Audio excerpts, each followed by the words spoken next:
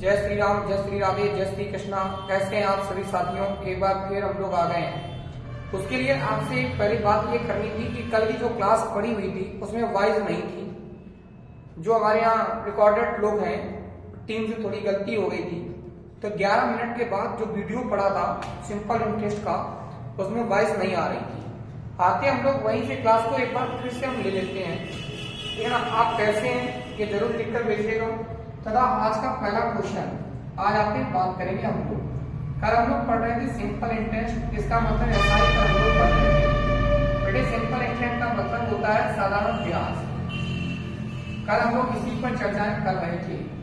तब तक के लिए आज आते फिर आज का पहला क्वेश्चन लिखेंगे आप। पहला क्वेश्चन हमारा क्या होगा, उसके पहले आप चैनल को भी देख लीजिएगा, @मैथ्स बाई पुनीत सर, ठीक है ना। इस ज्यादा से ज्यादा लाइक और सब्सक्राइब करेंगे और अपने दोस्तों के साथ शेयर भी करेंगे। एक बात अच्छे से ध्यान कर लीजिएगा, मैं यहाँ पर चैनल को लिखे दे रहा हूँ, पूरी क्लास में लिखा रहेगा, आपका मन जब हो तब देख लीजिएगा आप। Maths by Puneet sir. जब तक कि आप पूरा वीडियो ना देखेंगे तब तक आपकी समझ में नहीं आएगा। आज आते हैं आज का पहला क्वेश्चन। देखेंगे कितने वर्षों में, आ जाइएगा क्वेश्चन पर, कितने समय में 12% वार्षिक दर से 12% वार्षिक दर से 3000 रुपए का साधारण ब्याज, 3000 रुपए का साधारण ब्याज 1080 है, 1080 हो जाएगा, ऐसा लिखिएगा, हो जाएगा। आप अपना पेन कॉपी लेकर ही बैठिएगा, पॉइंट टू पॉइंट सारे एक एक करके वीडियो भी देखिएगा, आपको हर चैप्टर के वीडियो मिलेंगे।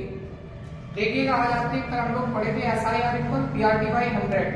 बेटे साधारण ब्याज कितना है, 1080, कितने का है, 3000 का, दर कितनी, 12 इंटू टी बटे में 100।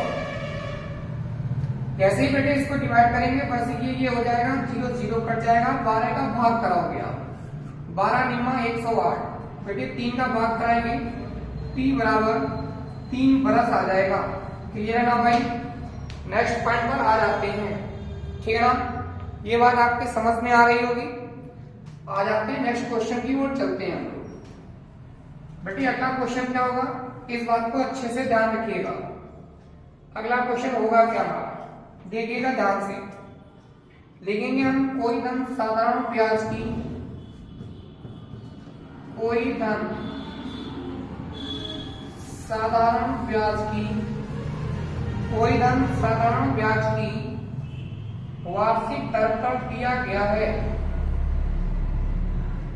वार्षिक दर पर दिया गया है। 5 वर्ष बाद लिखेंगे आप, 5 वर्ष बाद उसका साधारण ब्याज, उसका साधारण ब्याज उसके 1/4 के 1/4 के बराबर है, बराबर है। तो ब्याज की दर ज्ञात कीजिए, तो ब्याज की दर ज्ञात कीजिए। आपकी बात समझ में आ रही होगी। एक बार फिर पढ़ता हूं क्वेश्चन। कोई धन साधारण ब्याज की वार्षिक दर पर दिया गया है, 5 वर्ष बाद उसका साधारण ब्याज उसके 1/4 के बराबर है, तो ब्याज की दर ज्ञात कीजिए। आइएगा देखिएगा ध्यान से, क्या कर रहा था कि उसका जो मूलधन होगा, आप बहुत अच्छे से हमारी बात को समझ रहे होंगे। ये बताओ हमारी बात समझ में आपको आ रही है या नहीं आ रही है? देखिएगा ध्यान से, ये है साधारण ब्याज। बेटे समझ रहे हैं हमारी बात? साधारण ब्याज जो है वो मूलधन के 1/4 के बराबर है। बेटे यहाँ से हम रेशियो निकाल सकते हैं, जो साधारण ब्याज है और जो मूलधन है उसमें 1:4 का रेशियो रहा। हमने पढ़ा था बेटे साधारण ब्याज बराबर होता है मूलधन गुणा दर, बेटे दर नहीं पता हमें, इंटू समय 5 वर्ष बटे में 100 था। बेटे 5 का भाग कराया 5 दूनी 10, 4 का भाग कराया 4 पंचे 20, फिर गुणा करा दिया, आर बराबर 5% दर आ गई। क्लियर है ना भाई? ये बात आपको समझ में आ रही होगी। नेक्स्ट क्वेश्चन की ओर चलते हैं हम लोग। अगला क्वेश्चन क्या होगा, मैं ये बात आपसे बार बार कह रहा हूं कि आप जब भी पढ़िएगा तो पेन कॉपी लेकर ही बैठिएगा और पूरी क्लास को देखिएगा अच्छे से। जब तक आप पूरी क्लास को नहीं देखेंगे तब तक आपके बात समझ में नहीं आएगी। एक धन का आपको कहीं भी जाने की जरूरत नहीं है। एक धन का 4% वार्षिक 4% वार्षिक ब्याज की दर से 3 वर्ष के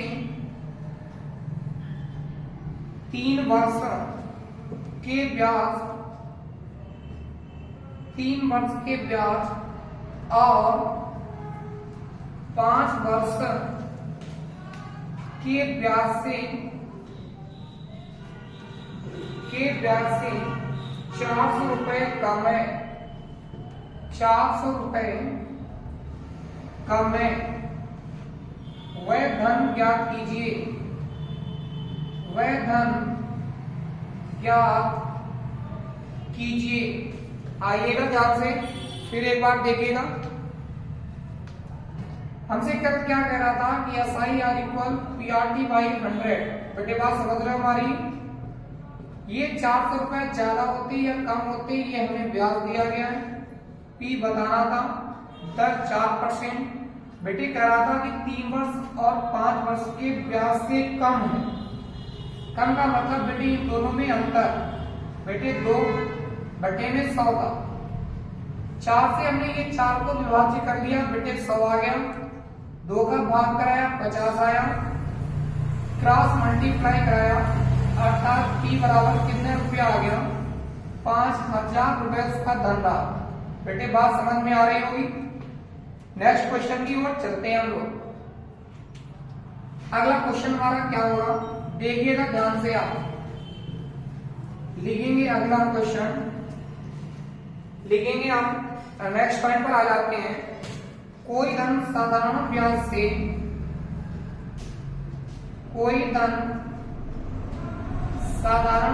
से 30 वर्ष में, बेटे समझ रहे हो, 30 वर्ष में 30 गुना हो जाता है, 30 गुना हो जाता है,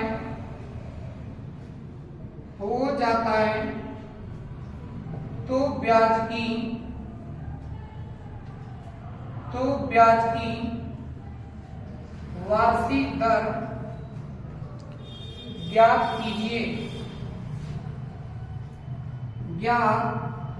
कीजिए। कल हमने आपको बताया था जब कभी भी गुना की बात करेगा तब आप n-1/P × 100 कर सकते हैं। बेटे एक बात देखिएगा ध्यान से, अगर यहाँ पर वर्ष ना होता, अगर रेट दी गई होती तो आप R कर लेते। कितने गुना की बात कर रहा? 3 गुना की। 30 वर्ष है, गुणा में 100 था। बेटे देखिएगा ध्यान से, 3 से कट गया 2 बचा, 2/15 गुणा में 100 था। आपको हमारी बात समझ में आ रही है? 5 × 15, 5 दूनी 10, 20 दूनी 40, 40/3। बेटे 3 का भाग कराएंगे हम, देखिएगा ध्यान से आप। बेटे 13 अर्थात 1/3% दर आ गई। क्लियर है ना? नेक्स्ट पॉइंट पर चलते हैं हम लोग। नेक्स्ट पॉइंट लिखेंगे आप। अगला क्वेश्चन नोट करके रहिएगा। इसी में थोड़ा सा क्वेश्चन हम दूसरा कर लेते हैं, आप बताइएगा जल्दी से हमें। मैंने क्वेश्चन को क्या कर लिया है, थोड़ा सा परिवर्तन कर लिया है। मैंने लिखा है कि कोई धन साधारण ब्याज से 8 वर्ष में 2 गुना हो जाता है तो ब्याज की वार्षिक दर ज्ञात कीजिए। आप हमारी बात को समझ रहे हैं? आप जल्दी से लगाइएगा इस क्वेश्चन को, जल्दी से लगाकर हमें दिखाइएगा, जल्दी से आंसर बताइएगा। बेटे देखिएगा ध्यान से। आइए नेक्स्ट पॉइंट पे आते हैं हम लोग। अभी हमने क्या पढ़ा था, n-1/t × 100%। बेटे कितने गुना करा था, 2 गुना 8 बरस गुणा में 100 था। बेटे 2 से 1 घटाओ, कितना बचा, 1/8 गुणा में 100। बेटे 4 दूनी 8, 4 दूनी 8, 4 पंचे 20, अर्थात 25/2। बेटे 25/2 को हम क्या लिख सकते हैं, 12.5% लिख सकते हैं। ठीक है ना। अगला क्वेश्चन। प्यारे साथियों, बात समझ में आ रही है आप सभी के? यदि समझ में आ रही होगी तो कमेंट में जरूर लिखकर भेजिएगा। ठीक है ना। आ जाते हैं नेक्स्ट क्वेश्चन की ओर। लिखेंगे कोई धन साधारण ब्याज की दर से 3 वर्ष में, बेटे देख पा रहे हैं आप, 3 वर्ष में 575 तथा 5 वर्ष में 625 रुपए हो जाता है। 625 रुपए हो जाता है तो ब्याज की दर ज्ञात कीजिए।